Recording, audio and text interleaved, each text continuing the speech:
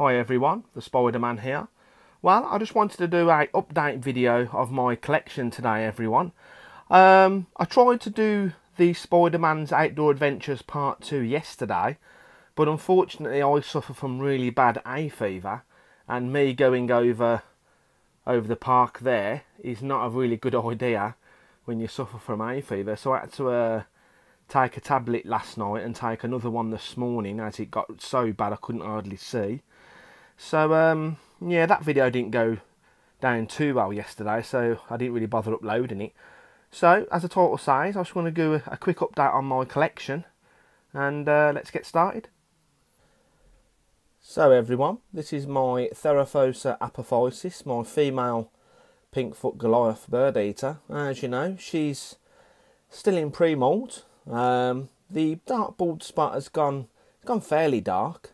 I'd still think it's going to be at least another 2 or 3 months until she flips over. And if anybody didn't know, she's around about a 8 to 9 inch leg span, so she's nowhere near fully grown just yet. When she molts, I will definitely record the molt. It could take anywhere between 12 to 24 hours for her to push out of her skin, because she's a big girl. And yeah, she usually molts now every 18 months to 2 years now as she's getting older. So let's take a quick look at the dark bald spot on her abdomen.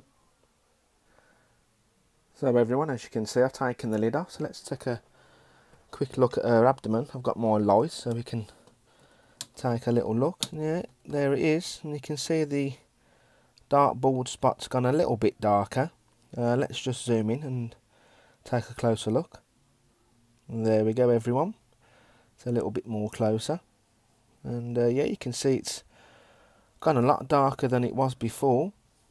So like I said, just probably another 2 or 3 months and hopefully she should be flipping over. I'm hoping that she's going to flip over in this spot here. And this species, it's the only species I'm allergic to, because the abdomen hairs,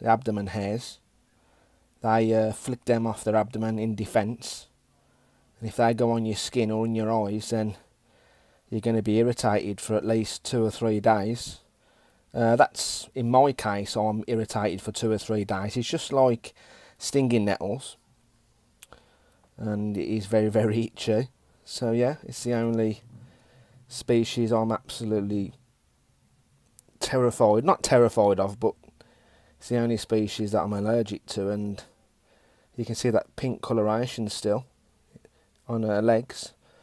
So yeah, that's my pink-foot Goliath, and let's take another look at my collection. So everyone, this is my giant spiny assassin bug, and I've decided to put it in my white spotted assassin bug enclosure. As you know, this is the one that had that bad molt. Unfortunately, the other one passed away. I don't know why. I had an idea to put the both in with the white spots, and this one's been doing perfectly fine with the white spotted assassin bugs, and I was going to put the other one in, and unfortunately I found it dead in its enclosure probably around about a couple of weeks ago. And next up is my Brachypelma Amelia, the one I got from the British Tarantula show, and as you know, this one's going into pre-molt as well. As you can see, it's not molted just yet, and the abdomen's, yeah, it's still looking a little bit dark. So hopefully in the next week or couple of weeks she should be flipping over.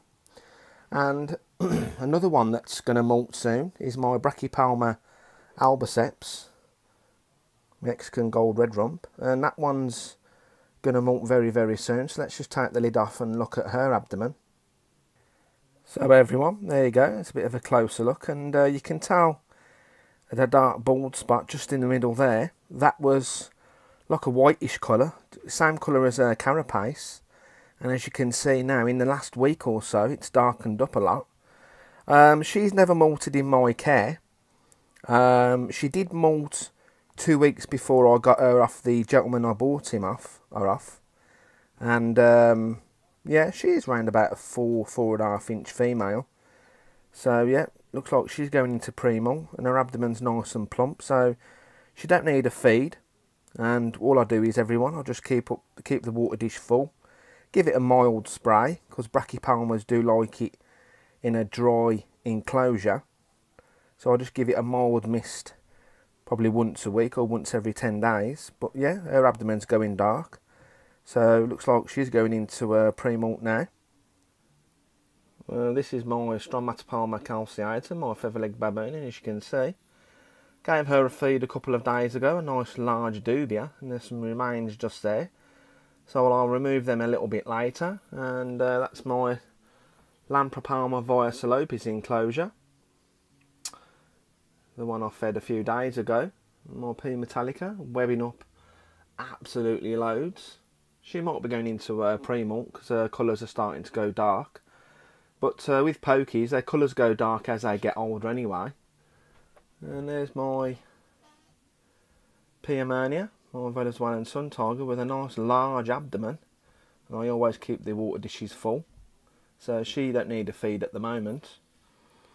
My centipede, my Scolopendra giganti white leg, after she or he ate that hissing cockroach, I haven't seen it since. It's burrowed right down in the substrate, just under the cork bark there. There's a massive hole. So everyone, let's just lift the cork bark up and let's just take a look at this hole that I was just talking about. And there it is, look. A big hole in the substrate just there, look. So it looks like she's burrowed all the way down.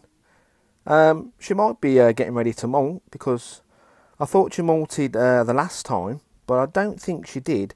She did look a lot fresher and bigger, but I could be completely wrong. So yeah, since she's hit that hissing cockroach, I haven't seen her since, and she's burrowed right down in the substrate. So everyone, my giant rainforest mantis, and she's the only mantis I've got left in my collection. Them flower jewelled mantis, all three of them died. I put one in a new enclosure, within a day it died. I have no idea why. But yeah, she's doing perfectly fine. I gave her a large dubia roach after she molted, but the video didn't go too well, so I didn't bother uploading it. So yeah, she's doing perfectly fine in her new enclosure. So down on this shelf, everyone, looks like I've got some mould growth there, and the one down the bottom here, so it looks like I'll have to change the substrate. That's going to be very interesting to get that Theraphosa minax out. Probably around about a 3 to 4 inch unsexed. Personally, I think it's a male, but it hasn't matured yet. And my Epacopus, stout-legged baboon, she's a little bit of a fiery kind of tarantula, really. But yeah, I'll have to change the substrate out. I'll do that tomorrow morning. My Harpactira porcripe, she's doing perfectly fine. She's just there, look. Filled the water dish up this morning. P. Lugardi, she comes out sometimes. She's doing perfectly fine. And here's my scorpion collection. They're doing perfectly fine. My Hottentotter Sally doesn't look like she's gravid.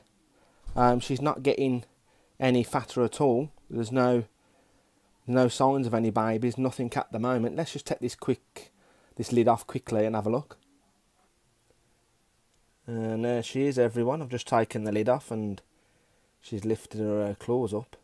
But yeah, as you can see, she's doing perfectly fine still. It's just that she's not putting on any size.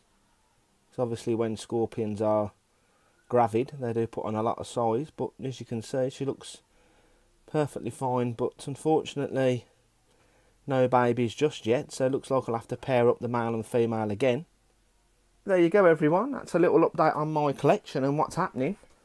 And thanks for watching, everyone.